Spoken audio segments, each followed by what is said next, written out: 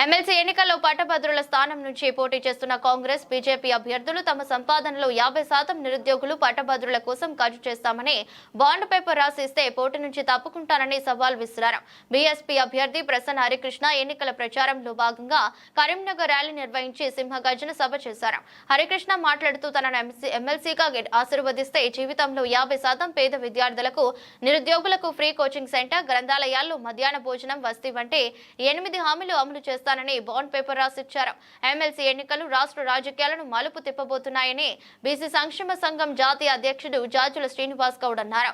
BC commission chairman Krishnamohan మాట్లాడుతూ పట్టభద్రుల ఎమ్మెల్సీగా బీసీ అభ్యర్థి గెలుపుతోనే బీసీల రాజ్యాధికారం సాధ్యమవుతుందని తెలిపారు.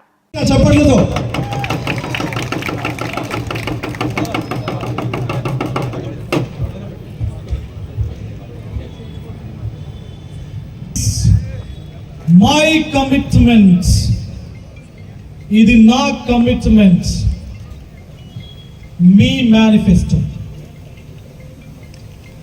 ఒక వ్యక్తి పట్టభద్రుల ఎమ్మెల్సీ ఇప్పటి వరకు చరిత్రలో ఏం చేస్తాడు అనే దానికి సంబంధించి బాండ్ పేపర్ పైన రాసిస్తా ఉన్నాడు. బాండ్ పేపర్ పైన 8 హామీలతో భవిష్యత్తు 6 సంవత్సరాల కాలంలో నా కంట్రిబ్యూషన్ ఎలా ఉంటది తెలంగాణ సమాజానికి, నిరుద్యోగులకు, ఉద్యోగులకు, విద్యా వ్యవస్థకు, మహిళా సాధికారతకు, గ్రంథాలయాలకు ఎలా ఉంటది అనే కోణం లోపల నా కమిట్మెంట్తో రూపొందించినటువంటి ఒక మేనిఫెస్టో.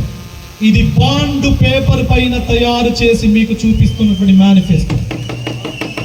మీ అందరి సమక్షం లోపల దీనిపైన నేను సంతకం పెడతా ఉన్నాను. దీనిపైన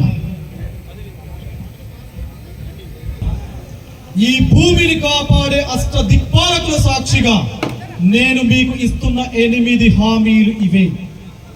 1, నా జీతంలో 50% జీతాన్ని నిరుద్యోగ సంక్షేమం కోసం ఖర్చు పెడుతున్నాను.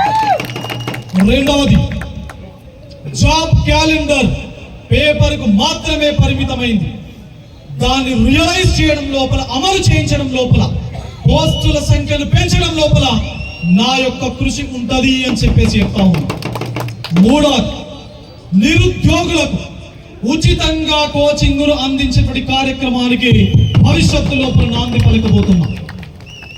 4వది, ఈ 4 జిల్లాలకు సంబంధించినటువంటి తెలంగాణలో ఎవరైతే డిగ్రీ పూర్తి చేయడం జరిగిందో వాళ్ళందరికీ కూడా ఉచిత జాబ్ మేళాలు ఈ 6 సంవత్సర కాలంలో ప్రతి 3 నెలలకు ఒకటి పెట్టబోతున్నాం. 5వది, నేను ఇంతకు ముందు ప్రస్తావించినటువంటి ఉద్యోగుల సమస్యలు ఏవైతే ఉన్నాయో వాటన్నింటికి చిరంజీవులు గారికి, కృష్ణమోహన్ రావు సమస్యల పరిష్కారం కోసం తప్పనిసరిగా నా కృషి ఉంటుంది.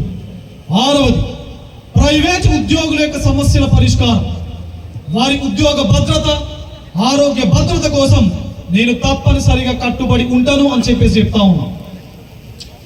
గ్రంథాలయాల లోపల ఉచిత మధ్యాహ్న భోజనం సదుపాయం కల్పించడం కోసం నా కమిట్మెంట్ ఉంటది అని చెప్పేసి అంటా ఉన్నా. ఫైనల్ గా 8వ చివరి అంశం, విద్య ఈ సంపూర్ణ సమాజ పరివర్తనానికి ఒక ఆయుధం. మరి ఆ విద్యా వ్యవస్థ యొక్క బలోపేతం కోసం ప్రసన్న హరికృష్ణ ఉంటాడు అని నేను చెప్తా ఉన్నా. మరి మీ అందరి సమక్షంలో మరొకసారి మీ అందరి సమక్షం లోపల ఇదే నా 8 హామీల ప్రజల పట్టభద్రుల గొంతుక ఈ మేనిఫెస్టో.